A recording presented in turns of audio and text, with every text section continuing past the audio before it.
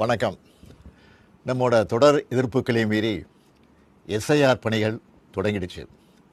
மக்கள் நிறைய பேருக்கு எஸ்ஐஆர் பற்றி இன்னமும் முழுசாக தெரியல. இந்த நிலையில் எஸ்ஐஆரை திமுக ஏன் எதிர்க்கிறோம்னு விளக்கவும், நம்ம வாக்குரிமையை எப்படி பாதுகாத்து கொள்வதுன்னு வழிகாட்டவும் தான் இந்த வீடியோ. சரியான உண்மையான வாக்காளர் பட்டியல் தான் நியாயமான தேர்தலுக்கு அடிப்படை.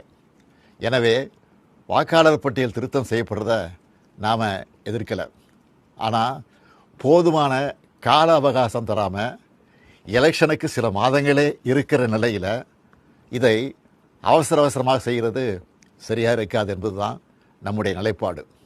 தேர்தல் ஆணையத்தோட கூட்டு சேர்ந்து வாக்காளர் பட்டியலில் பாஜக எப்படியெல்லாம் மோசடி பண்ணியிருக்குன்னு மக்களவை எதிர்க்கட்சி தலைவர் அருமை சகோதரர் ராகுல் காந்தி அவர்கள் பத்திரிகையாளர் சந்திப்பு நடத்தி ஏற்கனவே விளக்கியிருக்கிறார். மாண்புமிகு கேரள மாநிலத்தினுடைய முதலமைச்சர் பினராயி விஜயன் அவர்களும் மாண்புமிகு மேற்கு வங்கத்தினுடைய முதலமைச்சர் மமதா அவர்களும் கூட இந்த எஸ்ஐஆரை தீவிரமாக எதிர்க்கிறாங்க. நாமளும் எஸ்ஐஆர் அறிவித்தப்பவே இது சதின்னு உணர்ந்து எதிர்த்தோம். கூட்டணி கட்சிகளோட கலந்து பேசணும். அனைத்து கட்சி கூட்டம் கூட்டி தீர்மானம் போட்டோம். உச்சநீதிமன்றத்தில் வழக்கு போட்டிருக்கிறோம். வர்ற 11ஆம் தேதி எல்லா மாவட்ட தலைநகரங்கள்லேயும் மதச்சார்பற்ற முற்போக்கு கூட்டணி சார்பில் ஆர்ப்பாட்டங்களை அறிவிச்சிருக்கிறோம்.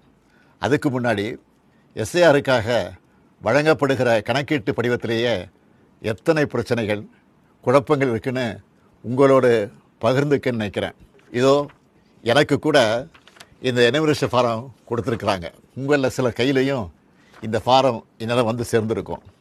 இதில் முதல்ல நம்முடைய விவரங்களை கேட்குறாங்க.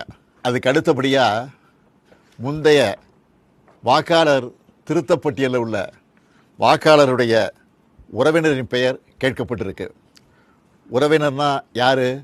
அப்பாவா, அம்மாவா, அண்ணனா, தங்கையா, கணவனா, மனைவியா, பசங்களா, யார்? எல்லாரும் தானே வாக்காளர் பட்டியல் இருப்பாங்க. இதில் ஏதாவது தெளிவு இருக்கா?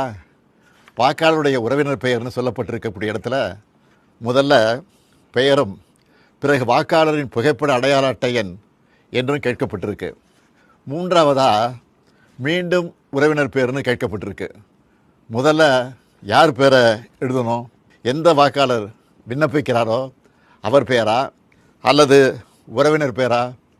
சின்ன தப்பு இருந்தால் கூட தேர்தல் ஆணையம் அந்த படிவத்தை